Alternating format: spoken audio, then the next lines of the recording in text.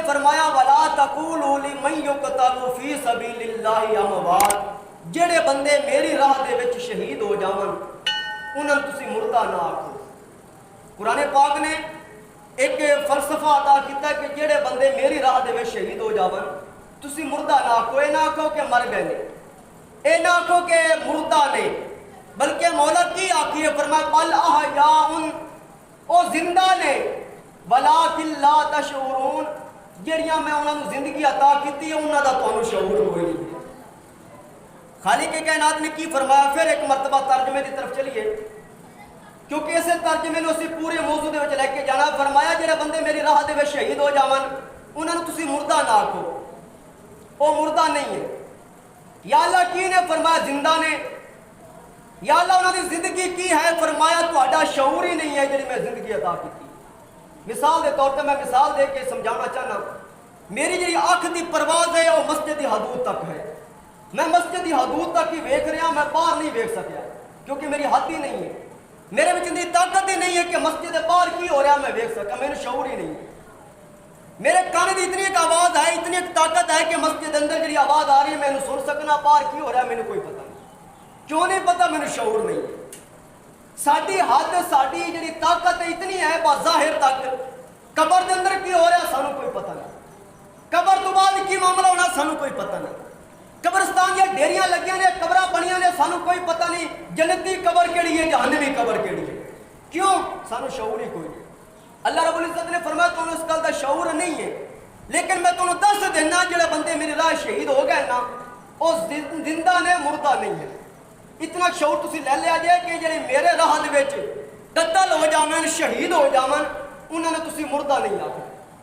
یا اللہ ٹھیک ہو گیا، پتہ چل گیا جڑے بندے تیری راہ وچ شہید ہو جاون اسی مردہ نہیں آکھاں گے، وہ زندہ نے۔ فرمایا ہاں زندہ نے۔ آؤ زندہ کس طرح دے نے؟ میرے کریم آقا علیہ الصلوۃ والسلام دی بارگاہ وچ ایک مائی حاضر ہوئی، یا رسول اللہ میرا پتر شہید ہو گیا ہے، دسو نا وہ جنتی ہے یا جہنمی ہے؟ اگر تے ہے جنتی پھر میں صبر کراں گی، اگر ہے جہنمی پھر میں رواں گی۔ میرے حضور مسکرائے، فرمایا مائی تیرے واسطے خوشخبری ہے، تیرا پتر شہید ہونا والا جہنمی نہیں بلکہ جنتی ہے۔ او مائی نے ساڈا عقیدہ بھی واضح کر چھڑیا۔ ساڈا عقیدہ کیا کہ میرے آقا علیہ الصلوۃ والسلام قیامت تک اور قیامت تو بعد جتنے معاملات نے ہر ایک دی خبر رکھ دے، اور وہ مائی دا عقیدہ بھی یہی سی کہ میرے حضور جاندے نے کہ مرن والا جنتی ہے یا جہنمی ہے، مرن والا کیڑے مقام تے ہے میرے حضور جاندے نے۔ اس واسطے سوال کر کے اہل سنت و جماعت عقیدہ بھی ثابت کر چھڑیا۔ میرے حضور نے فرمایا میرے نال جڑے شہید ہوئے نے اللہ دی راہ دے وچ جنتی نے، وہ جہنمی نہیں۔ یہ بھی پتہ چل گیا کہ شہید ہونے والا جنتی ہے، جہنمی نہیں ہو سکتا، کیونکہ اللہ تعالیٰ انہوں نے زندگی عطا کرتا ہے۔ بعض لوگ کہتے ہیں بھائی تسی قبراں تے کیوں جاندے ہو؟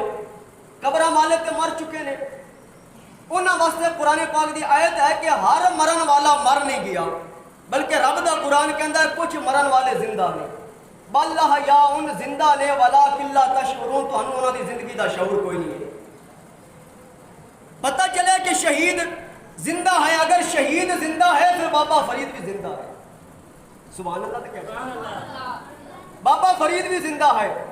اپنا عقیدہ واضح کراں گا، بابا فرید بھی زندہ، سلطان باہو بھی زندہ، غوث اعظم بھی زندہ، پیر مہر علی شاہ بھی زندہ، باہو سلطان بھی زندہ۔ مولوی دلیل کی ہے، مشکات شریف دی حدیث ہے، میرے آقا علیہ الصلوۃ والسلام ایک جنگ تے گئے، واپس آ رہے، فرمایا صحابہ اسی چھوٹی جنگ لڑ کے بڑی جنگل جا رہے ہیں، چھوٹی جنگ لڑ کے چھوٹا جہاد لڑ کے اسے بڑے جہاد جا رہے ہیں۔ یا رسول اللہ تلواراں نہ لڑ کے پہ آنے ہیں، نیزے نہ لڑ کے پہ آنے ہیں، ہوں تسی گھر جا رہے ہیں، ہوں جہاد نہیں لڑاں گے، ہوں گھر جا رہے ہیں، وطن جا رہے ہیں، آقا جہاد تک کہلے جانا ہے؟ فرمایا جب تلواراں نہ لڑ کے آ رہے ہیں، نیزے نہ لڑ کے آ رہے ہیں، تیرہ نہ لڑ کے آ رہے ہیں، اے چھوٹا جہاد ہے، ہوں گھر جا کے وطن جا کے اسی شیطان نہ لڑاں گے، اے بڑا جہاد ہے۔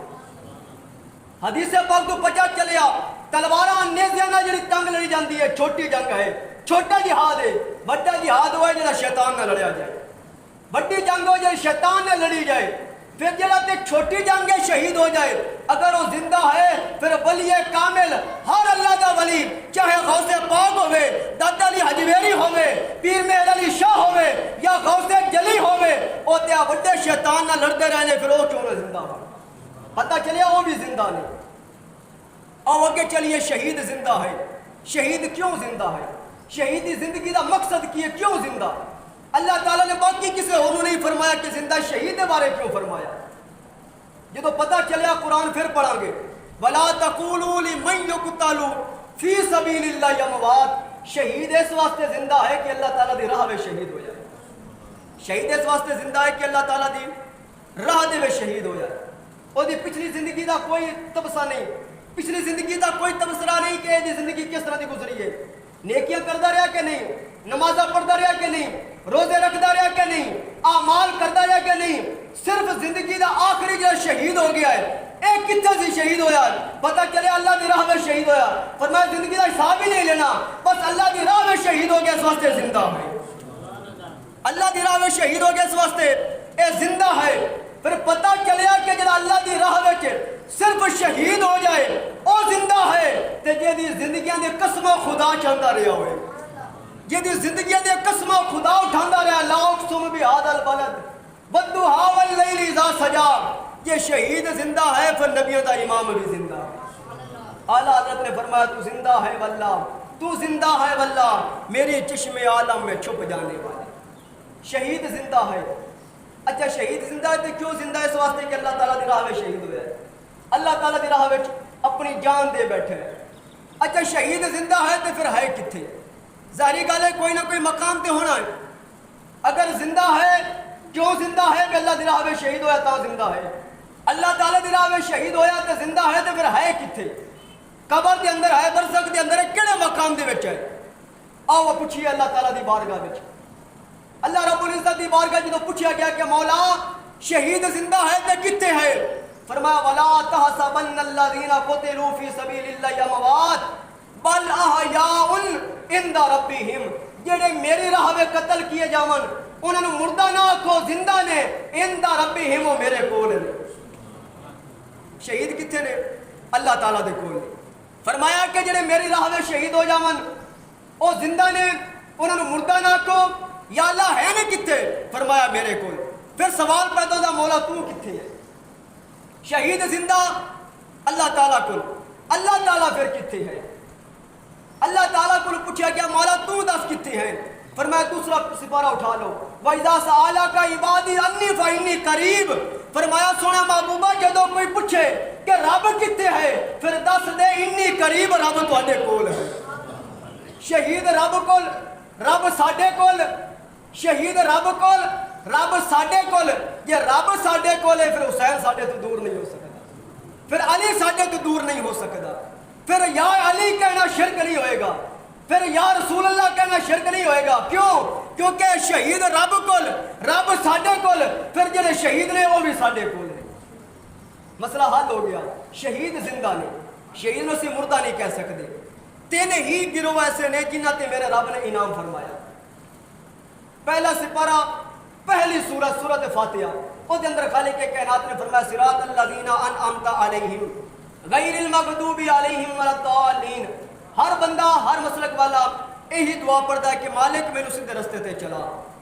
پھر سوال پیدا ہوندا سیدھا رستہ کیڑا ہے؟ صراط الذین انعمت، جنہاں تے اللہ تعالیٰ نے انعام فرمایا۔ انعام والے کیڑے لوگ نے؟ انہاں دی چار گروہ میرے مالک نے بیان کیتے انعام والے۔ من النبیین، پہلا گروہ نبیوں دا، من الصدیقین، دوسرا گروہ صدیقاں دا، من الشہداء، تیسرا گروہ شہیداں دا، من الصالحین، چوتھا گروہ اللہ تعالیٰ دے ولیاں دا۔ اے چار ہی گروہ نے جنہاں تے مالک نے انعام فرمایا، اور فرمایا جڑا انہاں چاراں دے نال اپنی نسبت قائم کر لے گا اللہ تعالیٰ اس تے بھی انعام فرما دے گا۔